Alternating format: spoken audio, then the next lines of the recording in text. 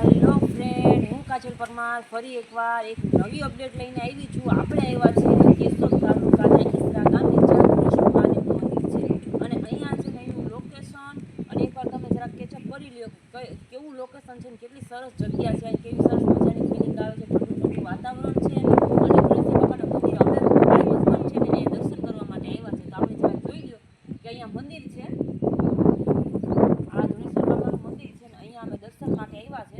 આનો ઇતિહાસ છે તો મને પણ ખબર નથી, પણ આ દર્શન કરવા માટે એવા માટે આવ્યા છે કે જાણવા મળ્યું છે અહીંયા છે ને તેના હાથ પગ દુખતા હોય અથવા તો કોઈ પણ જાતની બીમારીઓ થતી હોય ને તો એમનું નિવારણ થાય છે. આ માણસને કોઈ દોરા ધાગા કે દાણા અહીંયા કોઈ જોવામાં આવતું નથી. માત્ર ને માત્ર એક શ્રદ્ધા છે માણસોની, જે શ્રદ્ધાને લીધે અહીંયા આવે છે. હાથ પગ જે લાકડાના હોય છે તે ચડાવે છે. કોઈ મોટી બીમારીમાં રાહત થાય તો અહીંયા બાપાના સાનિધ્યમાં આવી અને એ લોકો એની માનતાઓ પૂર્ણ કરે છે. અને અહીંયા હોળીના તહેવારોમાં જ્યારે મેળો હોય છે ત્યારે બહુ એટલે બહુ માણસો અહીંયા આવે છે, કેમ કે એ લોકોની શ્રદ્ધા છે ને એ લોકો એની શ્રદ્ધા પૂર્ણ કરવા માટે અહીંયા આવે છે. તો ખૂબ જ સારું છે કે ભાઈ જો તમે લોકો પણ અહીંયા આવવા માંગતા હોય તો ધુણેશ્વર બાપાનું મંદિર છે અહીંયા. જે જાણતા હોય એ કોમેન્ટ પણ કરજો, લાઈક કરજો, શેર કરજો અને અમારા વિડીયોને તમે છે ને દૂર સુધી પહોંચાડજો કે ભાઈ અહીંયા પણ એક મંદિર છે. તો જોઈ લો તમે લોકેશન, આ છે કેશોદ તાલુકાના ઈસરા ગામમાં આવેલું મંદિર છે.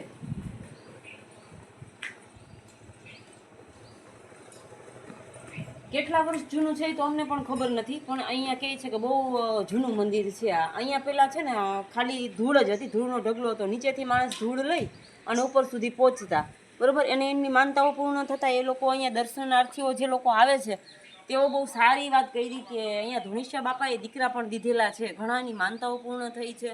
જે ઈસરા ગામમાં આવેલું ધુણેશ્વર બાપાનું મંદિર છે એની મહિમા ખૂબ જ અપરંપાર છે. ઘણા લોકો એવું વિચારે છે કે ભાઈ આ તો અમે નવું નવું જોયું છે ને જાણવા મળ્યું છે.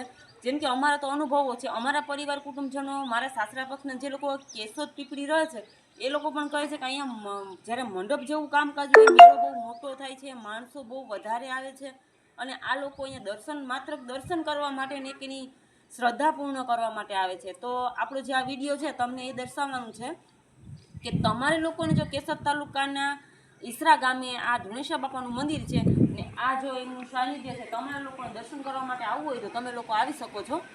આપણો જે આ વિડીયો છે એ 4 મિનિટ અથવા 3 મિનિટનો રહેવાનો છે. તો હવે આપણે નીચે જાશું અને જોઈ લઈએ લોકેશન જરાક કે આ લોકેશન છે. આ લોકેશન ઉપર તમે લોકો છે ને દર્શન કરવા આવી શકો છો.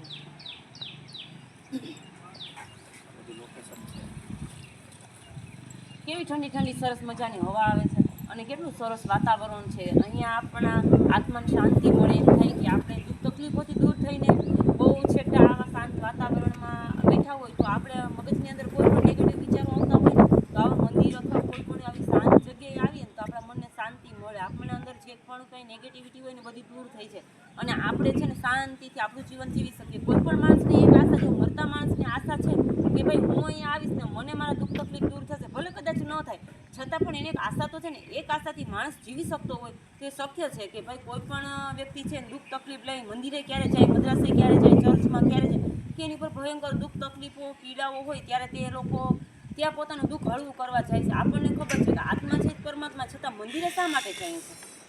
મંદિર આપણે એ માટે જાય છે કે આપણા આત્માને શાંતિ મળે અને ઈશ્વરની પ્રાપ્તિ થાય. તો આ મારું તમને કહેવાનું છે કે આપણે અહીંયા આવ્યા હતા દર્શન માટે અને આત્માની શાંતિ માટે અને અમને એ ખૂબ સારું લાગ્યું. જો તમે લોકો ચાહતા હોય કે તમારે આવવું છે તો તમે અહીંયા બિંદાસથી આવી શકો છો.